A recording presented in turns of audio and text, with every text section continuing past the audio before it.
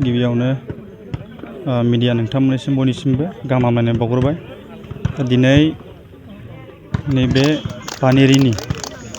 जे बारलाम्फा गेवलां फोथाराव खुंनो लानाय उदालगुरि जिल्ला दुलाराय बर' फरायसा आफादनि 49थि थान्दै जख'न्थाइ, बे जख'न्थायाव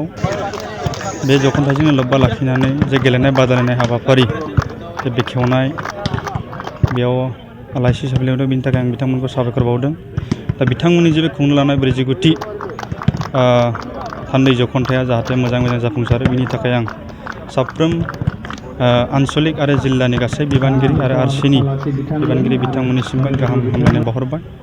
लोगोसे इंराजि गोदान बोसोर आरो मागो दमासिनिबो गाहाम हामलायनाय बावहरदों। दा दिनै देबनाथ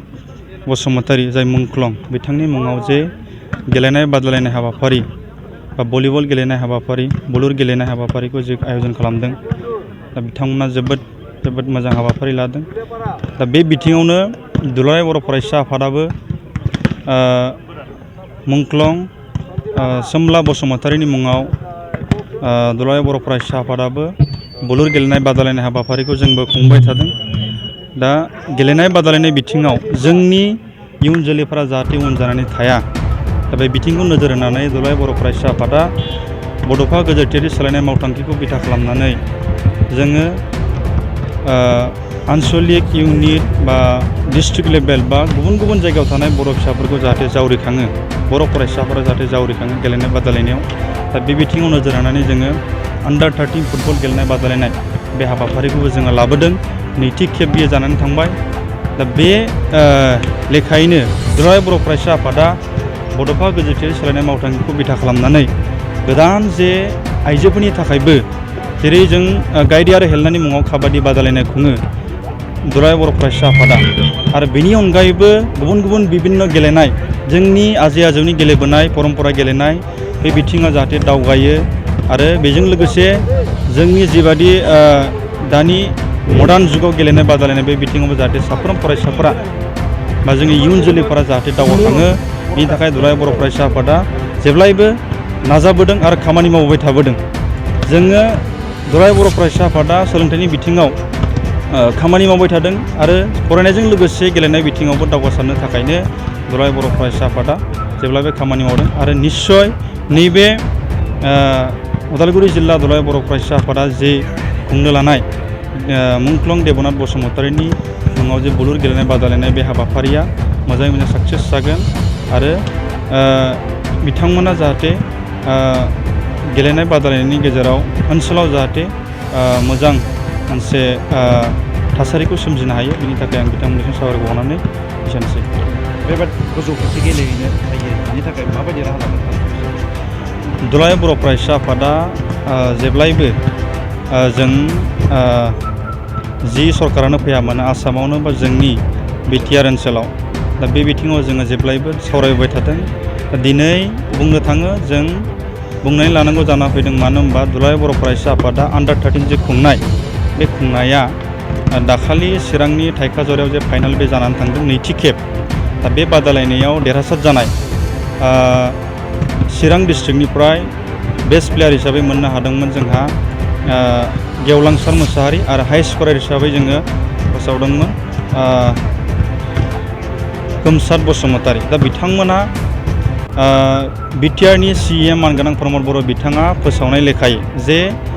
कनकेसर नार्जारिनि मुङाव एक्सेलेन्स एवार्ड हिसाबै जे फोसावदोंमोन देग्लाय, बेवहाय बिथांमोननि मुङाबो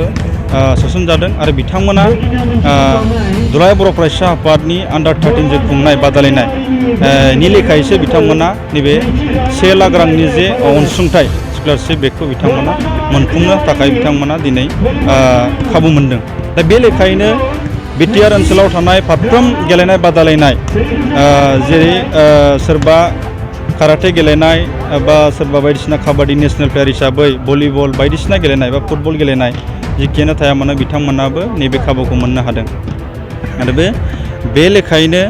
जोङो दुलाराय बर' फरायसा आफादाबो जेब्लायबो सानदों जे गोदान माबा मोनसे जोङो सोरजिबावनो हायो नामा, गेलेनायखौ माबा मोनसे आइडिया जोङो लांनो हायो नामा। जों जेबादि आन्डार 13 खुंदों, बेबादिनो हिन्जावसाफोरनि थाखायबो गोदान माबा मोनसे आयोजन खालामनानै जों ओनसोलाव फरायसाफोरखौ बा इयुन जोलैफोरखौ मोनसे थुलुंगाखां खालामनो हायो नामा फरायनायनि अनगायैबो जों बेखौ जेब्लायबो नोजोर होबाय थादों आरो जों गभर्नमेन्टजों जेब्लाबो सावरायदों जे जोंनि जाहाथे इयुन जोलैफोरा जाहाथे गेलेनाय बादायलायनायाव जायफोरा एक्सेलेन्स बा मोजां स्किल दं बिथांमोनाबो जाहाथे ओरैनो बेखाराव गोदोनानै थाया दा बिथांमोना जाहाथे स्टेट प्लेयार बा नेसनेल प्लेयार हिसाबै गेलेनायनि खाबुखौ बिथांमोनाबो मोनलांनो हायो बिनि थाखाय जों जेब्लायबो सावरायबाय थादों। जोबथानाय जेबो फारागथि गैया खिन्थु जों नुनो मोनदों जितु दा भलिबलाव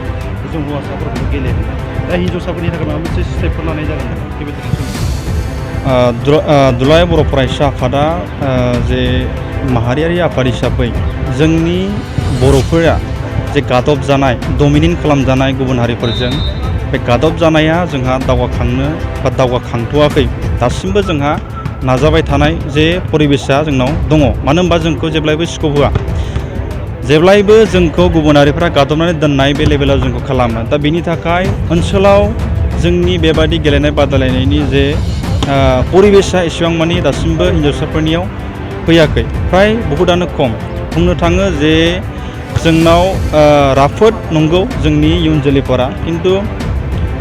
माखासे गेलेनाय बादायलायनायखौ जोंनि गामियाव जे बिमा बिफाफोरा जे फ्राय जोंहा फरायनायनि बिथिङाव बांसिन गोसो होनो थाखाय जों खावलायबाय थायो दा बे बिथिङाव माखासे गेलेनाय बादायलायनायखौ दा हिन्जावसाफोरा फ्राय खम जानानै दं दा नैबे दानि जे परिबेस फैदों दा खिन्थु जावरिखांनाय बे परिबेसा जाहाथे उनाव जुदि बारायलाङोबा बा नेक्स्ट पर्यायनि बा बोसोरनि उनाव निस्सय दुलाराय बर' फरायसाफोरा हिन्जावसाफोरनि थाखायबो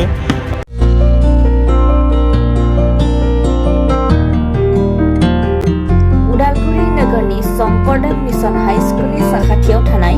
रेगे-रेगां दख'ना गलायाव लफाय, FNF, महर ब्रेन्ड, बिबार ब्रेन्ड, आर'नाइ ब्रेन्ड, जुरि पाट, माथानि बायदि बायदि रोखोमनि दख'ना, आर'नाइ ब्लाउस, फालि आरो बर'नि साबसिन हामसिन आगरनि जिफोरखौ हलसेल आरो रिटेल मोन्नैबो बेसेनाव बायनो हागोन। बेनि थाखाय नोंथाङा 7896313108 एबा 8471820909 जानबुं नाम्बाराव सुलाद लानो हागोन।